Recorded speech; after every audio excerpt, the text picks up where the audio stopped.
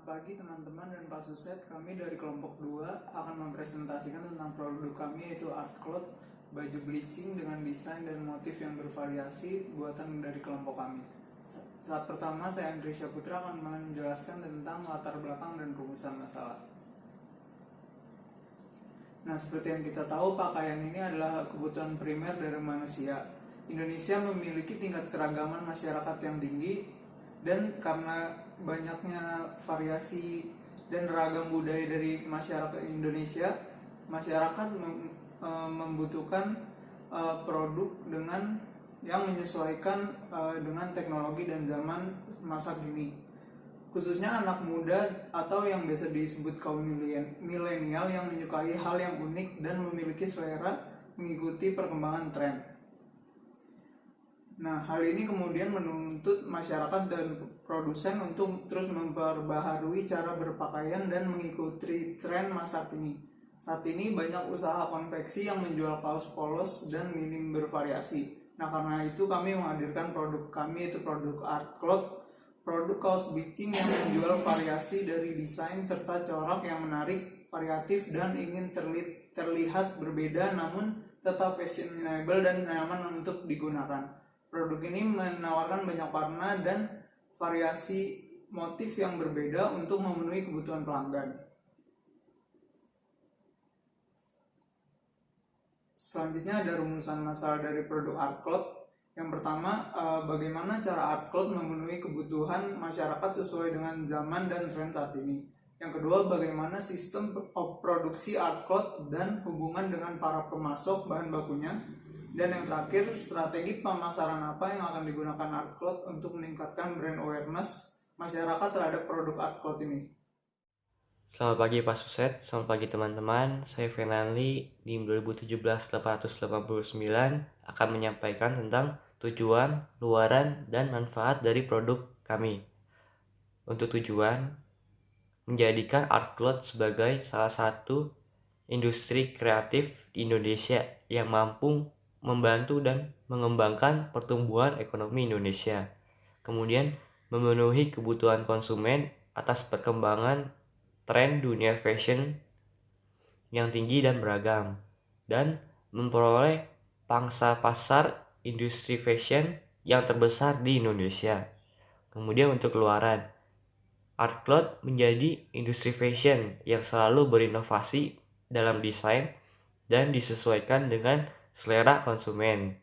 Dan untuk manfaat bagi masyarakat, memberikan pakaian yang sesuai dengan selera atau yang mereka sukai dengan desain yang beragam, sehingga setiap orang memiliki ciri khas dan keunikannya tersendiri melalui pola-pola yang diterapkan di dalam pakaian. Selain memberikan pakaian yang sesuai dengan selera, bagi masyarakat manfaatnya itu meningkatkan lapangan pekerjaan dan membantu usaha produsen lokal jika produk kami dapat dikembangkan dalam skala besar. Kemudian manfaat bagi mahasiswa, yaitu memperoleh keuntungan dengan mengelola bisnis dan melaksanakan bisnis itu sendiri sehingga dapat menjadi pengalaman atau pelajaran untuk berbisnis. Selain memperoleh keuntungan, di sini manfaat lainnya yaitu membantu untuk menuangkan ide dan kreativitas ke dalam bentuk bisnis fashion yang dapat bermanfaat untuk orang lain.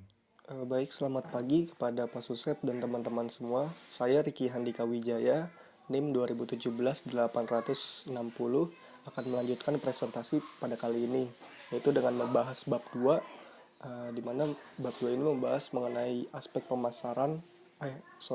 aspek pasar dan aspek pemasaran dari Art Cloth. Yang pertama yaitu aspek pasar dari Art Cloth. Aspek pasar dari Art Cloth ini terbagi dari dua analisis, yaitu analisis dari supply and demand dan analisis dari pesaing Art Cloth. Nah, langsung saja kita bahas yang pertama, yaitu dari analisis supply and demand-nya, di mana pada dasarnya ini setiap orang itu memiliki fashion yang berbeda-beda. Hal ini menimbulkan pesatnya perkembangan bidang dalam fashion dengan tujuan untuk memenuhi kebutuhan masyarakat yang belum terpenuhi sebelumnya. Nah, salah satunya itu dalam bidang kaos bercorak. Nah, dewasa ini banyak perkembangan dari kaos-kaos bercorak, baik itu dari segi pembuatannya atau cara pembuatannya atau teknik pembuatannya. Nah, pada sekarang ini banyak timbul variasi-variasi baru dalam kaos bercorak. Misalkan seperti adanya kaos dengan jenis doodle art, terus ada juga drawing, lalu ada juga dengan gameplay ada lagi menggunakan teknik airbrush. Nah, dengan luasnya varian ini, dengan banyaknya varian dalam kaos bercorak ini menimbulkan banyak orang ingin terjun ke dalam bisnis kaos bercorak. Nah, salah satunya kami, yaitu Artcloth. Nah, Artcloth hadir sebagai pebisnis kaos bercorak dengan memiliki seni dalam setiap corak yang tertuang dalam tiap kaosnya. Nah, dengan seni dan karakteristik yang kita miliki ini, kita mendapatkan respon positif dari masyarakat. Nah, dengan kita mendapatkan respon positif dari masyarakat ini, kita dapat mengartikan bahwa produk Artcloth ini sudah memiliki demand and supply, atau kita sudah memiliki permintaan dari masyarakat. Baik, selanjutnya yang kedua yaitu persaingan dari Artcloth ini. Nah, untuk dapat menerima sebuah respon positif dari para masyarakat atau para calon pelanggan, nah banyak hal yang perlu diperhatikan. Nah, salah satunya yaitu menganalisa dari pesaing. Nah, sejauh ini pesaing Artcloth itu baru satu, yang benar-benar baru serupa dan sejenis itu baru satu, yaitu bernama Galista Project. Di mana Galista Project ini merupakan sebuah bisnis yang bisnis dalam kaos bleaching juga, sama seperti kita, yang terletak di daerah Yogyakarta.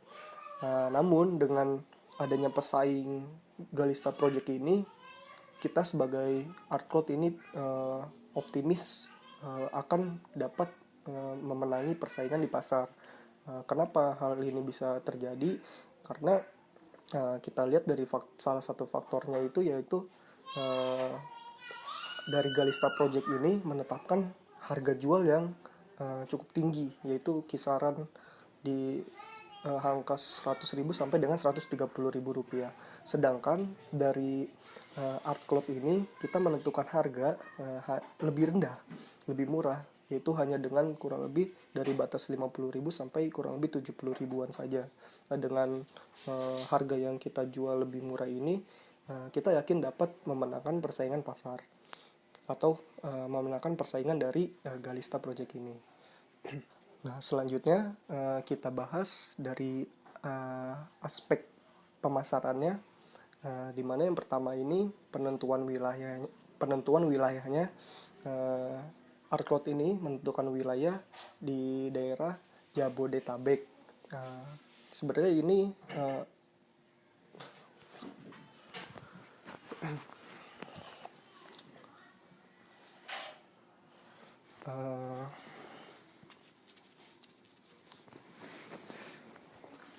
selanjutnya yaitu aspek pemasaran dari Artcloth ini. Wilayah pemasaran Artcloth ini yaitu daerah Jabodetabek, dengan utamanya itu Bekasi. Kenapa kita mengutamakan daerah Bekasi? Karena anggota kelompok itu berdomisili di daerah Bekasi.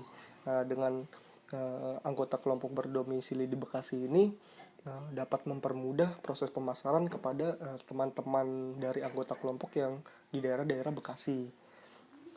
Selain itu, kita juga bisa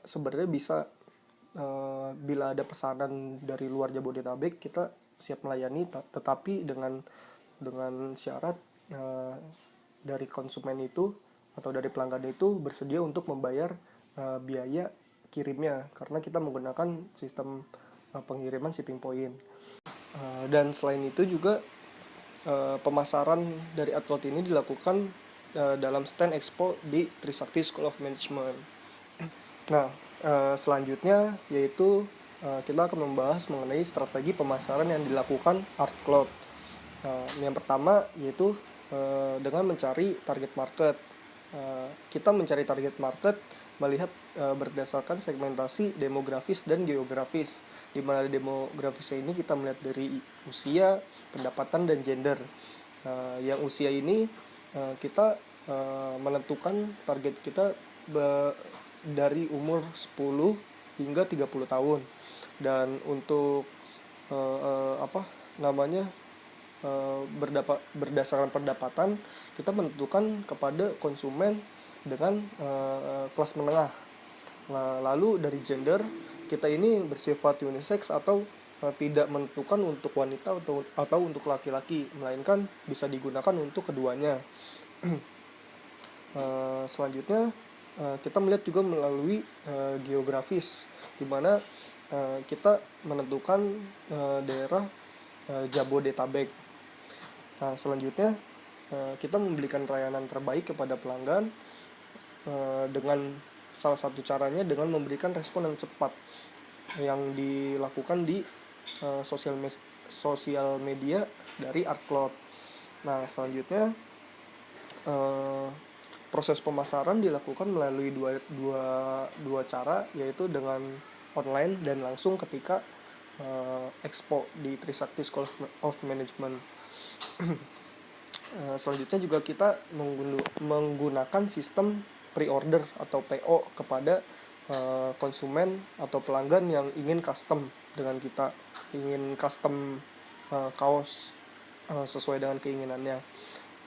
Selanjutnya kita juga akan melakukan atau memberikan diskon atau promo dan memberikan giveaway juga di sosial media dari Artcloud, yaitu dari Instagram. Selanjutnya setelah kita melakukan pemasaran kita juga memberikan ruang kepada para pelanggan untuk memberikan kritik dan saran kepada Artcloud melalui sosial media Instagram Artcloud. Seperti itu. Selamat pagi semuanya. Saya Angelika Del Francisca 2017-70182. Kali ini saya akan membahas mengenai proyeksi penjualan, di mana untuk perencanaan strategis ini Artcloud melakukan proyeksi penjualan yang dinyatakan dalam bentuk unit atau per piece. Nah, Artcloud sendiri memproyeksikan penjualan ini dalam jangka waktu minimal 1 bulan ke depan, di mana dihitung menggunakan per minggu pertama hingga minggu keempat. Nah, dalam per minggu ini hanya dilakukan 5 hari kerja, berarti dari Senin hingga Jumat saja.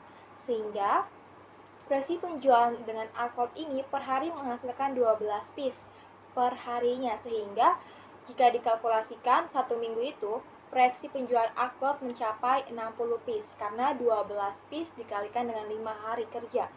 Dengan begitu, jika ditotalkan atau dikalkulasikan dari minggu pertama hingga minggu keempat, maka akan mempunyai jumlah proyeksi penjualan sekitar 240 piece, di mana setiap minggunya terdapat 60 piece.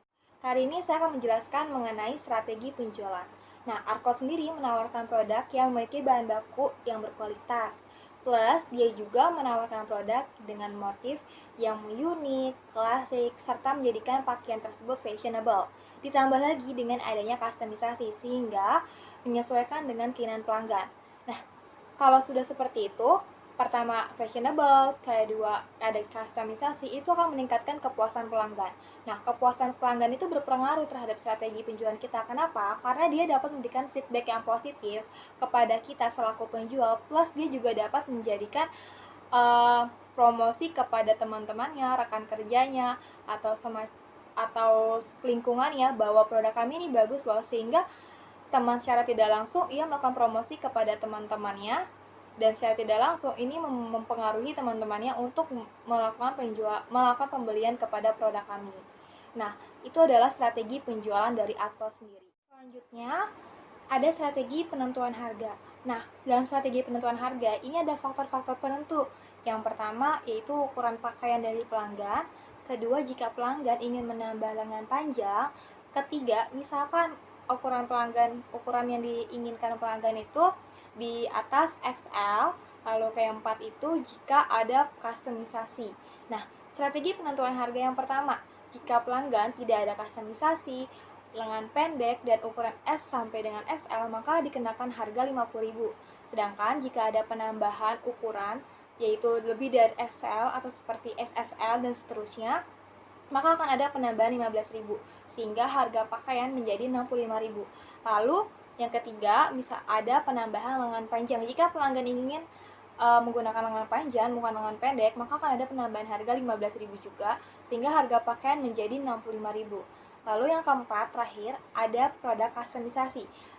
Sehingga di sini tergantung dengan tingkat kesulitan dari rentang harga 10.000 hingga 15.000. Dan seperti itu, maka baju dari customisasi ini dari 60.000 hingga 65.000 rupiah. Nah, selanjutnya kita akan bahas mengenai analisis dari SWOT sendiri. Nah, SWOT sendiri terdiri dari 4. Nah, kita akan jelaskan yang pertama strength. Yang strength itu adalah apa sih kekuatan dari produk kami. Yang pertama itu produk kami memiliki kekuatan, memiliki corak yang berbeda, motif yang berbeda, serta perpaduan dari reaksi bleach atau pemutih, sehingga menghasilkan baju yang trendy dan fashionable. Kedua ini, produk kami ini tidak luntur jika dicuci. Ketiga, adanya customisasi sehingga meningkatkan kepuasan pelanggan untuk memenuhi keinginan pelanggan. Keempat itu adalah harga dari produk kami terbilang lebih murah dibandingkan kompetitor sejenis. Dan yang terakhir itu adalah produk kami limited edition. Nah, lalu apa sih dari kelemahan produk kami? Kelemahan produk kami ini pengadaannya masih manual. Kedua itu adalah tie-dye ini belum tie-dye dengan teknik bleach ini belum aware di masyarakat sehingga belum diketahui oleh masyarakat luas. Ketiga itu adalah kita berfokus pada satu pemasok bahan baku kaos. Yang keempat ini adalah bahwa produk kami ini belum gencar dilakukan promosi di media sosial. Nah, selanjutnya kita akan bahas mengenai faktor eksternal dari analisis SWOT, yaitu opportunity dan threat. Selanjutnya, itu opportunity dan threat. Yang pertama, peluangnya apa sih? Permintaan masyarakat akan kaos yang trendy dan fashionable berkembang.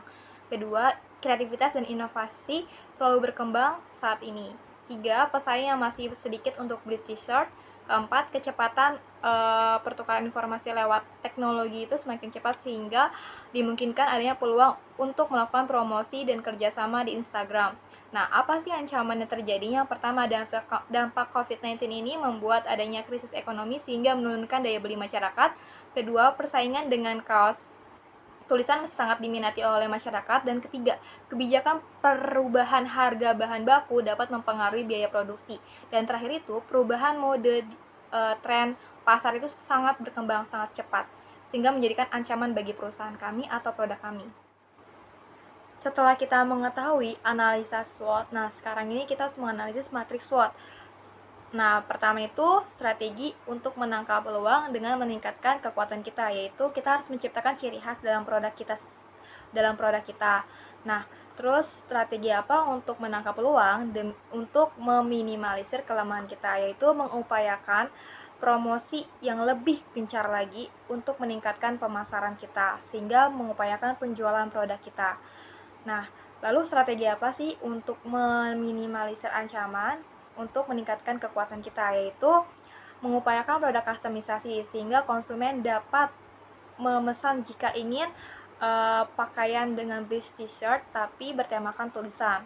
Lalu strategi apa untuk meminimalisir weakness dengan threat, yaitu membuat promosi di Instagram yang lebih menarik konsumen sehingga promosi itu dapat dilakukan dengan gencar oleh perusahaan kita. Nah, itu adalah strategi-strategi untuk meningkatkan peluang, meningkatkan kekuatan, tapi meminimalisir ancaman serta meminimalisir adanya kelemahan produk kita. Selanjutnya, saya Rizka Andriani akan menjelaskan tentang bab 3, yaitu aspek produksi operasi. Yang pertama, peralatan yang dibutuhkan yaitu ada 2 buah baskom. Satunya harganya itu 5.000, jadi kalau kita beli 2 total adalah 10.000. Yang kedua, kita membutuhkan botol spray bekas. dan biasanya di rumah ada yang bekas nggak pakai, itu bisa kita pakai. Terus yang ketiga, kita membutuhkan karet. Karet juga biasanya di rumah ada dan tidak terpakai. Selanjutnya yaitu sarung tangan plastik. Sarung tangan plastik itu untuk 100 piece atau 50 pasang itu seharga dengan 10.000. Jadi satuannya itu Rp100. Selanjutnya yaitu kompor gas. Kita membutuhkan 2 buah kompor gas. Harga satuannya itu Rp350.000. Jika di total beli 2 menjadi Rp700.000. Selanjutnya untuk marketing dan operasional, kita membutuhkan X-banner ukuran 2x1 dengan harga Rp40.000.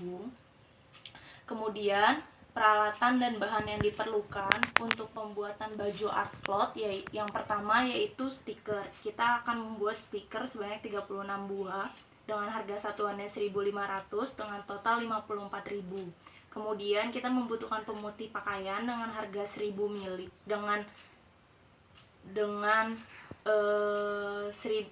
ukuran 1.000 ml harga 20.000. Kemudian kita membutuhkan paper bag untuk packaging. Kita membutuhkan 36 buah paper bag dengan harga satuannya 1.500 dengan total 54.000. Kemudian kita menggunakan baju cotton 30S, cotton combat 30S.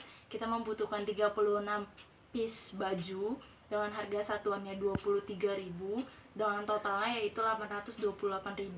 Kemudian kita membutuhkan gas 12 kg sebanyak 2 buah dengan harga satuannya 450.000 dan totalnya yaitu 900.000. Kemudian untuk marketing dan operasional tambahannya yaitu kuota 1 bulan itu untuk pemasaran secara media sosial atau online dengan harga 35.000. Kemudian untuk expo nanti di stand bazar kita akan memberikan hiasan atau pernak-pernik agar konsumen tertarik untuk datang dengan harga 20.000. Kemudian ada biaya pengiriman sebesar 9.000 untuk membeli sarung tangan tadi. Selamat pagi Pak Suset dan teman-teman semua. Nama saya Aufa Derian Givari, NIM 2017-851, akan membahas mengenai proses produksi dari proyek kami. Kami menamai proses produksi ini itu dengan bleach proses, karena kami menggabungkan pakaian dengan cairan bleach atau pemutih. Nah, langkah-langkahnya itu dimulai dari menyiapkan baju apa yang akan kita gunakan. Kami menggunakan baju polos cotton combat 30S karena bahannya tidak terlalu tebal dan nyaman untuk digunakan. Jika sudah disiapkan baju apa yang akan kita gunakan, maka selanjutnya baju tersebut digulung atau dilipat secara acak atau tidak beraturan. Nah, setelah digulung atau dilipat, baju tersebut diikat menggunakan karet sehingga berbentuk seperti di gambar. Dan setelahnya dimasukkan ke dalam baskom. Setelah dimasukkan ke dalam baskom, baru kita bisa mulai proses bleach-nya ini. Cara yang digunakannya itu bisa beragam untuk menuangkan bleach atau memberikan efek bleach-nya itu kepada pakaian. Mulai dari spray, lalu dituangkan langsung, atau menggunakan kuas. Nah, di sini kami pada contoh menggunakan botol bekas yang ujungnya runcing karena agar bleach-nya tersebut itu dapat dituangkan secara perlahan ke atas pakaian dan juga menjangkau sela-sela pakaian. Selama proses produksi kami juga menggunakan sarung tangan karet atau sarung tangan plastik agar bau bleach-nya itu tidak menempel pada tangan kami. Setelah melalui proses bleaching, yaitu pemberian bleach kepada pakaian, dan jika dirasa sudah cukup, maka pakaian tersebut harus didiamkan selama beberapa saat. Kami mendiamkannya itu minimal 1 jam agar menyerap ke dalam pakaian. Jika sudah menyerap dan baju hasil bleaching tadi sudah sedikit kering, maka baju tersebut dapat dibilas menggunakan dengan air bersih. Setelah dibilas dengan air bersih, baju tersebut juga kemudian dapat direndam dengan pewangi atau bisa juga dicuci agar bau-bau sisa bleach-nya tadi itu hilang dan memberikan bau yang wangi. Nah, ini adalah contoh-contoh hasil produksi kami. Yang total itu adalah hasil produksi yang tadi yang menggunakan botol bekas ujungnya runcing. Lalu yang ada tulisan TSM itu kami menggunakan cetakan. Cetakan tersebut bisa dari kertas, lalu ditempel di kaos sehingga menutupi bagian kaos, dan sisanya itu di sekitarnya itu disemprot menggunakan botol spray bekas. Lalu yang satu lagi itu baju tersebut hanya dilipat biasa, lalu langsung dituangkan cairan bleachnya. Lalu untuk packaging kami menggunakan paper bag agar terlihat lebih menarik dan untuk mengurangi limbah plastik. Desain paper bagnya ini kedepannya bisa berubah. Selamat pagi Pak Suset, nama saya Dedelvia, NIM saya 2017-8248. Di sini saya akan membahas tentang bab 4, yaitu aspek manajemen. Aspek manajemen ini merupakan bagian yang tidak akan terpisahkan dari beberapa aspek kajian. Nah, jadi dari tujuan studi aspek manajemen ini adalah untuk mengetahui apakah kegiatan dan implementasi bisnis yang kami buat itu apakah dapat direncanakan, dilaksanakan sehingga rencana bisnis dapat dinyatakan layak ataupun sebaliknya, ataupun tidak layak, seperti itu. Nah, dalam suatu aspek manajemen itu juga terdapat yang namanya organizing. Jadi di sini saya akan membahas perihal struktur organisasi yang telah kami buat untuk mendukung kegiatan jalannya usaha. Oke, jadi pada struktur organisasi yang kami buat ini, kami menggunakan struktur organisasi fungsional. Kenapa? Karena struktur organisasi fungsional ini merupakan yang paling umum digunakan oleh suatu organisasi, gitu. Setelah itu, pembagian kerja dalam bentuk struktur organisasi fungsional ini dilakukan berdasarkan fungsi manajemennya seperti keuangan, produksi, pemasaran, dan sumber daya manusia. Masuk ke bagian struktur organisasi, yang paling atas itu ada namanya pemimpin perusahaan, terus yang kedua itu pemilik selaku owner ya. Jadi owner di sini itu merupakan seseorang atau instansi yang memiliki proyek atau pekerjaan dan memberikannya kepada pihak lain yang mampu melaksanakannya sesuai dengan perjanjian kontrak kerja untuk merealisasikan proyeknya. Jadi si pemilik ini memberikan pekerjaannya ini, proyeknya ini kepada si pemimpin perusahaannya, seperti itu. Nah, owner ini juga mempunyai kewajiban pokok, yaitu menyediakan dana untuk membiayai proyek. Jadi di sini kita memperkerjakan 4 orang karyawan, yang dimana 1 orang karyawan itu harus bisa melakukan bagian-bagian penting dari salah satu divisinya. Misalkan di sini kita ada finance and administration. Jadi ini tuh merupakan salah satu karyawan yang bertugas untuk mengontrol bagian keuangan, pembuatan laporan dan anggaran. Jadi satu divisi ini mencakup beberapa kemampuan yang harus dimiliki satu orang karyawan itu. Antara lain itu ada purchasing, accounting, dan administration. Oke, jadi yang pertama tuh di sini ada purchasing. Purchasing ini itu merupakan bagian yang mempunyai tugas atau wewenang untuk menyediakan dan membayar material itu untuk keperluan produksi. Nah, di purchasing ini tuh harus mempertimbangkan yang namanya harga murah, kualitas yang baik, dan waktu pengiriman yang tepat, seperti itu. Lanjut, yang kedua tuh ada accounting. Accounting di sini tuh suatu proses mencatat, mengklasifikasi, meringkas, mengolah, dan menyajikan data, transaksi, serta keperluan yang pokoknya tuh berhubungan dengan keuangan-keuangan sehingga dapat dimengerti untuk pengambilan suatu keputusan serta tujuan yang lainnya. Terus yang ketiga tuh di sini ada administration, yang tadi itu merupakan kegiatan yang meliputi catat mencatat, surat menyurat, pembukuan ringan, ketik mengetik, agenda, dan sebagainya yang bersifat ketatausahaan, seperti itu. Selanjutnya ada marketing. Jadi di sini tuh marketing itu merupakan salah satu fungsi utama di antara fungsi-fungsi lainnya yang ada dalam suatu perusahaan. Nah, marketing di sini itu merupakan bagian yang mengatur tentang pemasaran produk yang akan dipasarkan dari proyek yang kami lakukan. Jadi menurut kami tuh di sini marketing mempunyai tujuan utama. Yang pertama itu dia tuh harus bisa meyakinkan pelanggan atas manfaat dan keunggulan suatu produk yang ditawarkan. Terus yang kedua itu harus dapat mengelola dan menyelesaikan keluhan pelanggan. Nah, di sini tuh sedikitnya ada 3 bagian penting yang menjadi tanggung jawab sebuah divisi pemasaran yang sudah kami buat. Yang pertama tuh ada salesman, kedua ada internal sales, yang ketiga ada desain. Salesman itu artinya orang tersebut itu dapat melakukan penjualan produk. gitu, simpelnya. Nah, yang kedua itu internal sales, sebenarnya sama kayak salesman, cuma di sini tuh dia lebih menawarkan langsung produknya ke produsen lain ataupun ke suatu perusahaan. Nah, yang ketiga itu untuk desain, dia ini bertugas untuk melakukan pembentukan, pemodelan, dan penentuan bahan untuk barang yang akan dipasarkan. Setelah marketing, di sini ada PPIC atau bisa disebut Production, Planning, and Inventory Control. PPIC ini tuh merupakan bagian yang bertugas untuk mengontrol bagian bahan baku untuk produksi di dalam gudang persediaan. Tugas-tugas PPIC ini sebagai berikut. Yang pertama ada menginformasi ke bagian marketing jika ada masalah di proses produksi yang menyebabkan keterlambatan pengiriman. Terus ada menerima order dari marketing dan membuat rencana produksi sesuai orderan yang diterima. Nah, jadi di PPIC ini juga mempunyai 3 bagian penting yang harus dilakukan oleh karyawan tersebut. Yang pertama ada planning atau scheduling. Di sini tuh dia harus melakukan perencanaan dan penjadwalan. Penjadwalan yang dimaksud itu menyusun jadwal produksi sesuai waktu dan jumlah yang tepat sehingga barang dapat dikirim tepat waktu. Nah, yang kedua itu ada material requirements planning.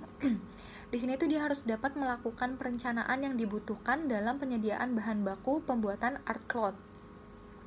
Terus yang terakhir itu di PPIC itu ada delivery. Di sini tuh bagian yang melakukan pengiriman barang. Selanjutnya ada production. Production itu adalah bagian di mana divisi ini mengontrol dan mengolah bahan baku mentah hingga menjadi produk yang siap dijual. Bagian ini tuh bertugas dan bertanggung jawab mengerjakan dan menyelesaikan order dari PPIC sesuai dengan waktu yang telah ditentukan. Selanjutnya, dalam usaha kecil itu bagian produksi juga bertanggung jawab terhadap kualitas barang yang dihasilkan. Jadi tuh jika produk yang dihasilkan tidak sesuai standar dan ditolak sama customer, maka yang bertanggung jawab itu adalah bagian produksinya. Selain itu, tanggung jawabnya adalah atas pemeliharaan dan perbaikan alat-alat produksi agar dapat berfungsi dengan baik. Terus ada juga 2 bagian penting dari divisi production art cloth itu. Yang pertama ada printing. Printing itu di mana karyawan memiliki keahlian dalam melakukan bleaching art yang membuat produksi baju art cloth itu menjadi menarik. Terus yang kedua finishing. Pada proses ini tuh karyawan akan mengecek kembali kualitas produk dan merapikan atau memperbaiki bleachingan yang dilihat kurang rapi agar produk itu siap untuk dipasarkan tanpa ada kecacatan. Nama saya Muhammad Rivaldi. Selanjutnya akan membahas mengenai aspek sosial ekonomi pada produk kami. Dari aspek sosial ekonomi tentu telah menciptakan tersedianya beragam produk barang dan jasa di masyarakat, sehingga meningkatkan persaingan dalam menciptakan dan memenuhi kebutuhan masyarakat. Karena pada umumnya kalau masyarakat itu memakai baju-baju polos, baju-baju garis-garis atau strip t-shirt, baju-baju bergambar yang disablon. Tetapi pada produk kami mengusung tema corak atau pattern pada baju tersebut yang biasanya disebut sebagai baju tie-dye atau lebih tepatnya bleach t-shirt. Nah, dengan baju ini di dalam industri fashion, tepatnya ke kaos, hal ini semakin beragam dengan kehadiran baju ini dan diharapkan dapat memenuhi kebutuhan masyarakat. Selanjutnya, saya Masyita Bida Karima 2017-856. Selanjutnya di sini saya akan menjelaskan bab 6 yaitu aspek keuangan. Nah, di sini ada sumber modal. Nah, sumber modal yang kami gunakan itu sumber modal pribadi. Nah, ini tuh sebesar 8.500.000. Terus selanjutnya ada anggaran biaya. Anggaran biaya ini ada fixed cost dan variable cost. Nah, di fixed cost ini ada equipment. Equipmentnya itu kami menggunakan baskom, botol spray bekas, karet secukupnya, dan sarung tangan plastik. Sehingga total dari peralatan ini, dari equipmentnya ini 25.000. Nah, marketing dan operasionalnya itu ada X-banner untuk di stand nanti, kuota untuk pemasaran selama 1 bulan, hiasan dekorasi stand, biaya pengiriman sarung tangan, dan biaya listrik selama 1 bulan. Nah, sehingga total dari marketing dan operasionalnya itu 304.000, sehingga total dari fixed cost itu menjadi 329.000. Nah, selanjutnya di sini ada variable cost-nya. Variable cost-nya ini ada supplies. Kami menggunakan stiker, pemutih pakaian. Pemutih pakaiannya ini untuk satu bajunya itu memerlukan 100 mili. Nah, kami memproduksi 240 piece sehingga membutuhkan pemutih pakaiannya itu 24 mili. 24.000 mili. Terus ada paper bag, ada baju cotton, biaya tenaga kerja. Nah, biaya tenaga kerja kami menggunakan 4 tenaga kerja itu per orangnya itu 600.000, sehingga total dari supplies ini jadi 8.158.000, sehingga total dari total cost-nya itu variable cost ditambah fixed cost menjadi 8.477.000. Nah, di sini tadi tuh untuk perhitungan baju yang S sampai XL, ukuran S sampai XL. Nah, di sini tuh kami menyediakan pilihan kan. Untuk XXL, lengan panjang dan custom itu mengalami kenaikan harga lebih dari 15.000, sehingga yang tadi S sampai XL itu 50.000 harga jualnya, hingga XXL lengan panjang dan custom itu menjadi 65.000. Terus selanjutnya ada BEP. Nah, BEP ini rumusnya ada fixed cost dibagi harga jual per unit dikurang variable cost per unit, sehingga BEP unitnya ini menjadi 20.000, yaitu dari tadi itu 9.000 dibagi 12 juta dikurang 8.148.000 dikali 24 piece-nya. Terus BEP rupiahnya itu rumusnya BEP per unit dikali harga jual per unit, sehingga itu 20 dikali 50.000. Terus jadi BEP unit, kesimpulannya BEP unit ini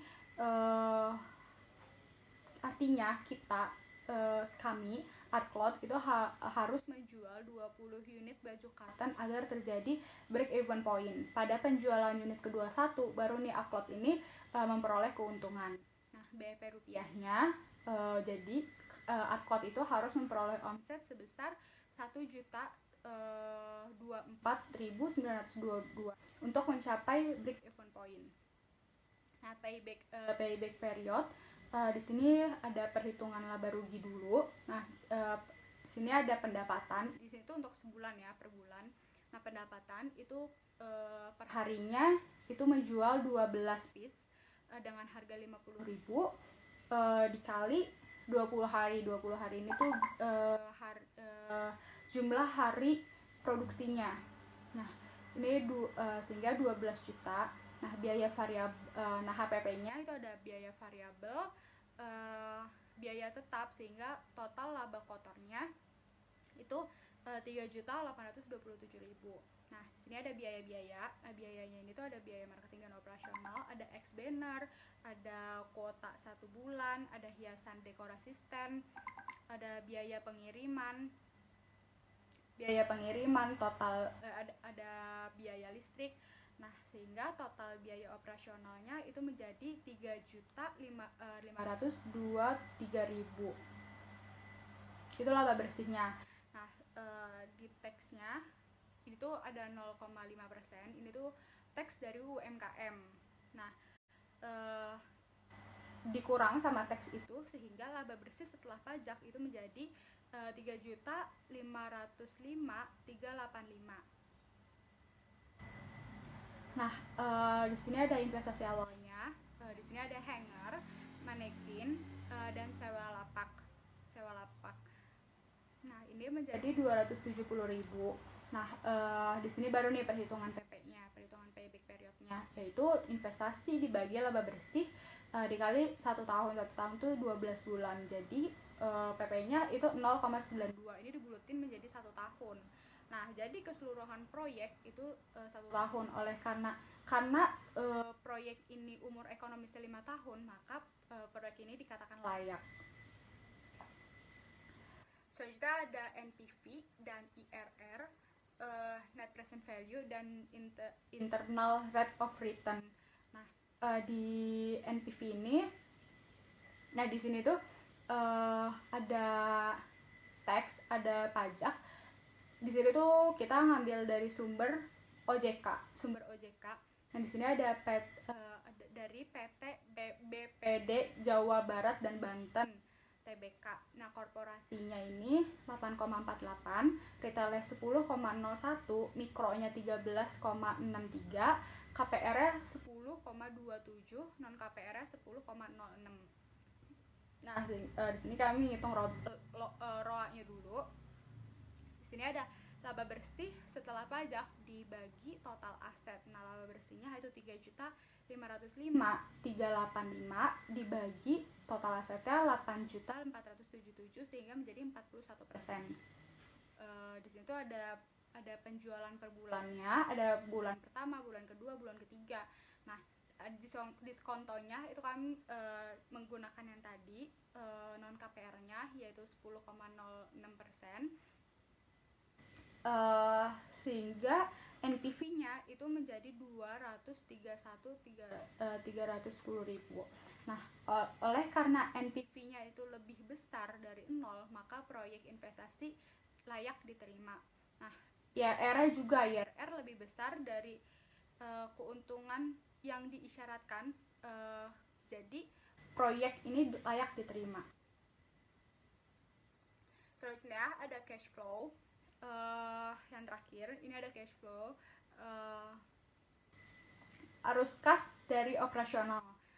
Itu kas yang diterima dari pelanggan itu 12 juta, kas untuk membeli perlengkapan itu 8.148.000, kas untuk membayar biaya operasional 608.000, itu di pengurangan sehingga menjadi 3.244.000. Nah, aliran kas dari kegiatan investasi itu ada kas keluar untuk membeli peralatan yaitu 50.000, sehingga aliran kas bersih dari kegiatan investasi itu dikurangin 50.000 itu. Terus kenaikan kas itu menjadi 3.194.000. Nah, saldo kas awalnya itu ada 8.500.000 sehingga saldo kas akhir periode itu 11.694.000.